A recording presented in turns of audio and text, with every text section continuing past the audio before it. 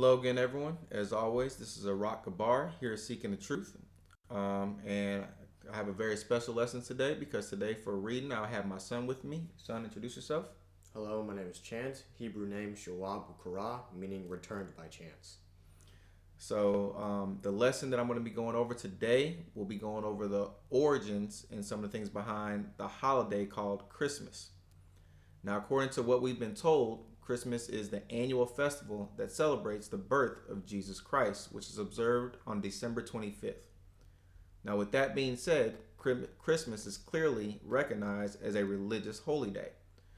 It is typically celebrated by giving gifts, honoring the nativity or birth scene of Jesus, decorating trees, fireplaces, and many other things.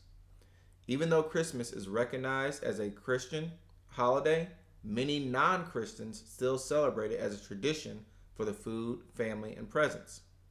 The key figure that is portrayed during this time of year is Santa Claus. He is the character that is said to come through the fireplace of children's homes with a large red bag full of toys for children that have been good. Santa is usually accompanied by cute little elves and friendly reindeer. This is the happy, jolly, feel-good portrayal of Christmas that we are made to believe that this holiday is about, and then in turn, teach our children. In actuality, the celebration of Christmas is wicked, depressing, and horrifyingly evil.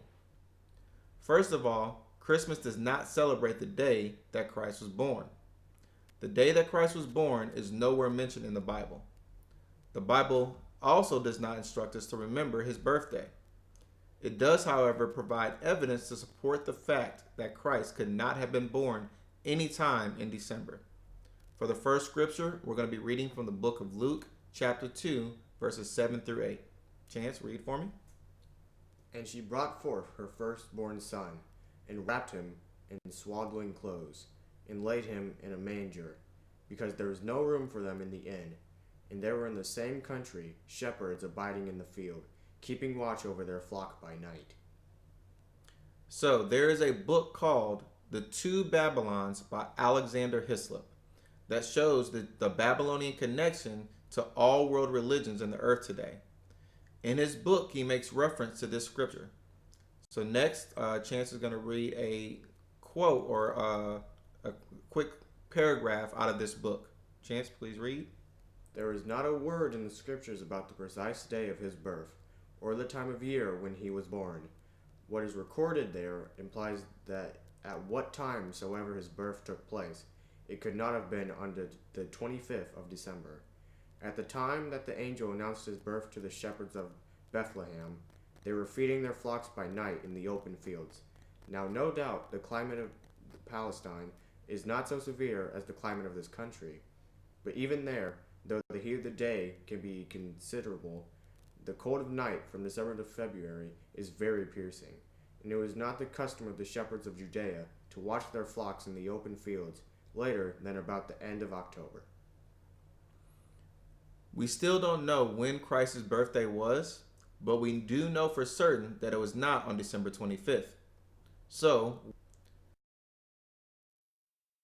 in ancient Rome, the pagans celebrated a winter solstice festival called Saturnalia, which was the honor of the god of the name Saturn.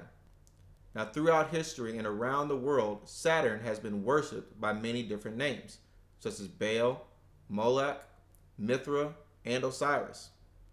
All of these names of Nimrod. It was Nimrod who was born on December 25th. In 325 AD, at the Council of Nicaea, the Roman Emperor Constantine merged the pagan traditions of Rome with the holy teachings of the Bible, all under the banner of Christianity. Saturnalia was a week-long festival that involved feasting, the giving of gifts, drunkenness, nudity, and human sacrifice. The human sacrifices that took place during Saturnalia are directly related to the sexual rituals that take place 9 months earlier during the worship of the so-called Queen Mother of Heaven named Ishtar. From her name is where we get the name Easter. Every year on Easter, the priests of Ishtar would impregnate young women on an altar, and then 9 months later, the children would be born during Saturnalia. The following Easter, those same children would then be sacrificed. The priest would then dye eggs in the blood of those sacrificed children. Even today, every Christmas and Easter, innocent children are still being murdered and sacrificed to the god that is over these holidays.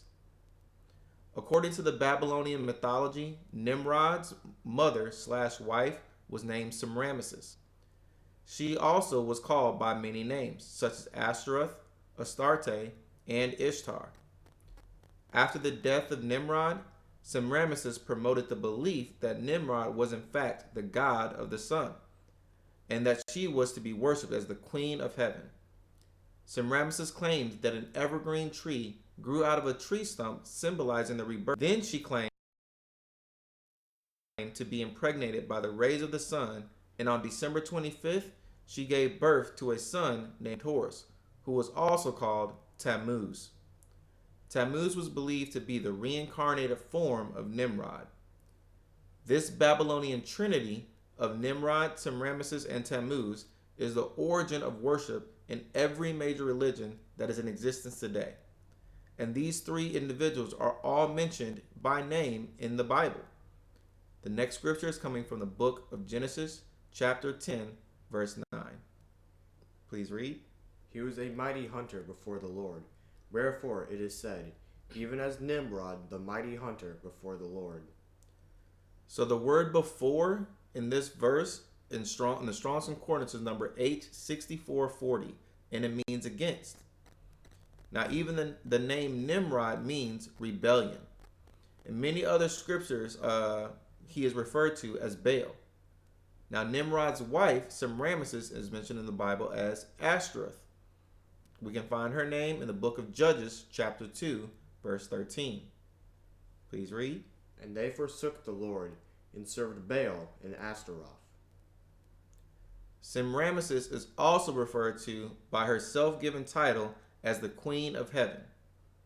Next scripture we can go to is coming from the book of Jeremiah, chapter 7, verse 18. And the children gathered wood, and the fathers kindled the fire, and the women knead their dough, to make cakes to the Queen of Heaven, and to pour out drink offerings unto other gods, that they may provoke me to anger. Now both Baal and Ashtoreth are mentioned multiple times throughout the Bible, but Semiramis' son Tammuz is only mentioned once by name. We can find this in the book of Ezekiel, chapter 8, verse 14.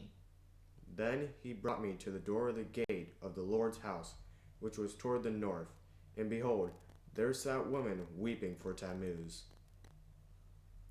All throughout Scripture, it is evident that anything pertaining to Ashtaroth or Baal is considered evil in the eyes of the Most High. Let's look at all of the idolatry that surrounds Nimrod and Semiramis during Christmas. Each year in the weeks leading up to Saturnalia, a person would be chosen to be forced to engage in physical pleasures like the eating of unclean foods and fornication. This person was then sacrificed on December 25th. To mimic the human sacrifice, people would eat human-shaped biscuits. Today, they are called gingerbread men. The tree stump that is burned in the fireplace is known as a Yule log, and it represents Nimrod. The garland that people wrap around Christmas trees represents Satan wrapped around the tree of knowledge of good and evil.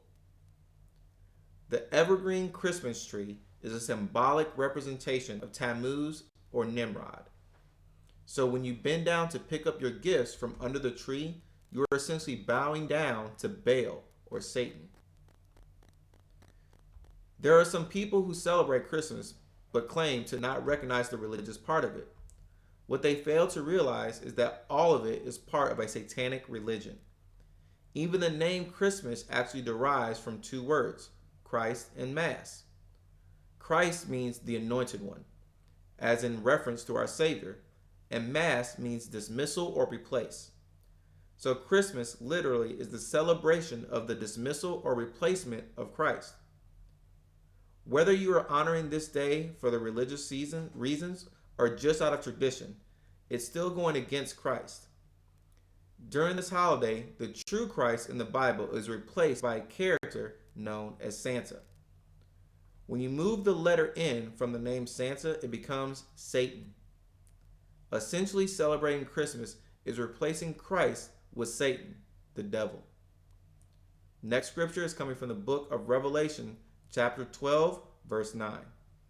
And the great dragon was cast out, that old serpent called the devil and Satan, which deceiveth the whole world.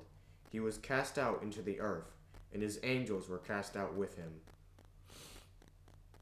Satan has tricked the whole world into worshiping him and going against the God of the Bible. Santa is just Satan in disguise. This is why Santa is depicted as coming out of the fireplace. It has nothing to do with the chimney. It's a symbolic of Satan coming out of the fires of hell. Everything around this holiday is symbolic for something. Santa symbolizes Satan. The elves are symbolic of fallen angels that fell with Satan. The round balls that you hang as ornaments are symbolic for Nimrod's testicles. The five-pointed star that is placed at the top of the tree is a pentagram, which is always used in worship. Pentagrams are highly symbolic when used in witchcraft, and when inverted, it is a sign of the Baphomet, the horned god. Even Santa's jolly ho ho ho is symbolic. There are 6 letters between the letters H and O. So when he says ho ho ho, what he really is saying is 666, which is Satan's number. All of it is satanic, Satan's religion. The idea of Santa coming with reindeer to give good children toys goes hand in hand with the story of Krampus. Krampus is a horned half-goat, half-demon that accompanies Saint Nicholas or Satan, and he comes to punish children that have misbehaved.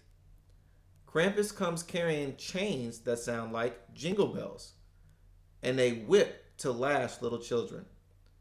He also comes with a large red sack that he uses to stuff the little children in to take them away.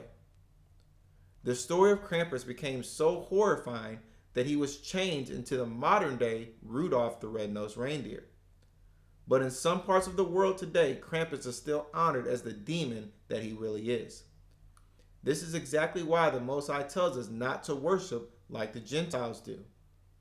The next scripture is coming from the book of Jeremiah, chapter 10, verses 2 through 4. Thus saith the Lord, learn not the way of the heathen, and be not dismayed at the signs of heaven, for the heathens are dismayed at them. For the customs of the people are vain, for one cutteth a tree out of the forest, the work of the hands of the workmen, with an axe. They deck it with silver and with gold. They fasten it with nails and with hammers, that it move not. Learn not means don't do it. Cutting a tree out of the forest, fastening it so it stands upright and doesn't move, decorating it with silver and gold. That's exactly what people do with Christmas trees. What else does the Bible say about celebrating these holidays or holy days? Next scripture is coming from the book of Amos, chapter 5, verses 21 through 23. I despise your feast days, and I will not smell in your solemn assemblies. Though ye offer me burnt offerings and your meat offerings, I will not accept them. Neither will I regard the peace offerings of your fat beasts. Take thou away from me the noise of thy songs, for I will not hear the melody of thy viols. The Most High hates pagan holidays. He hates the food, he hates the music, everything about it he despises. We can't say that we love him while we continue to participate in things that he hates. Then, of course, there are the non-Christians, the people that say it's not about religion, it's just a tradition about being around family and giving gifts to children. That is a philosophy that was created to get people to continue to participate in this wicked day. What does the Bible say about keeping these types of traditions? Next, we can go to the book of Colossians, chapter 2, verse 8. Beware lest any man spoil you through philosophy and vain deceit, after the tradition of men, after the rudiments of the world, and not after Christ. We shouldn't follow any traditions created by men that go against Christ. And Christmas is by far the biggest tradition of them all. Next scripture is the book of 1 Thessalonians, chapter 5, verse 22. Abstain from all appearance of evil. Regardless of how you look at it or why you choose to celebrate it, Christmas is evil. Some people feel like by them not celebrating Christmas that their children are missing out on something. This also is not true. First of all, if you want to give your child a gift, you can do that at any time or any day of the year. You don't need a special holiday created by man to do that. Even still, there actually is a holy day in the Bible that we are commanded to keep that does involve giving gifts and having a feast. We can find record of this feast in the book of Esther, chapter 9, verse 19. Therefore the Jews of the villages that dwelt in the unwalled towns made the 14th day of the month Adar a day of gladness and feasting, and a good day, and of sending portions one to another. Jump down to verses 21 through 22. To establish this among them, that they should keep the 14th day of the month Adar, and the 15th day of the same, yearly, as the days wherein the Jews rested from their enemies, and the month which was turned unto them from sorrow to joy, and from mourning unto a good day, that they should sending portions one to another, and gifts to the poor. Jump down to verse 28. And that these days should be remembered and kept throughout every generation, every family, every province, and every city, that these days of Purim should not fail from among the Jews, nor the memorial of them perish from their seed. Purim is a 2-day holiday that takes place in February, in which we come together as a family, have a feast, and exchange gifts. Everything good that takes place during Christmas actually is meant to take place during Purim. It's simply a choice as to whose days you want to honor. The last scripture is coming from the book of Joshua, chapter 24, verse 15. And if it seem evil unto you to serve the Lord, choose you this day whom you will serve, whether the gods which your fathers served that were on the other side of the flood, or the gods of the Amorites, in whose land ye dwell. But as for me and my house, we will serve the Lord. Amen. Me and my house, we will serve the Lord. So as I mentioned, I feel like this was a very important lesson, a very special lesson. I want to thank my son, Chance, for reading for me today. And I thought it would be appropriate to have him read for me today, seeing that he is a child, and this holiday is specifically meant to cater towards children. So, Chance, I wanted to ask your opinion. You being a young man, a teenager, who has many peers that still celebrate this holy day, how do you feel about Christmas? I do not feel that I'm missing out on anything, because the only reason that kids even really follow Christmas is just for the gifts, which they can get at any time, as long as they ask their parents, and if the parents are willing to get it for them. So you don't feel like you're missing out on anything? No. All praises to the Most High. So again, for the parents that may be watching this video that may be able to pull their children away from this day and feel like they would be missing out, I can use my son as proof. It's not hard. It's just a matter of you choosing what God do you want to serve. So as always, I encourage people to not take my word for it, but to go out and do your own research. And as usual, I have more videos on my playlist following this one that go more into this topic. So again, I want to thank you for watching. Feel free to hit like and subscribe to my page for other videos. And no matter what, remember to always seek the truth. Thank you for watching. Shalom.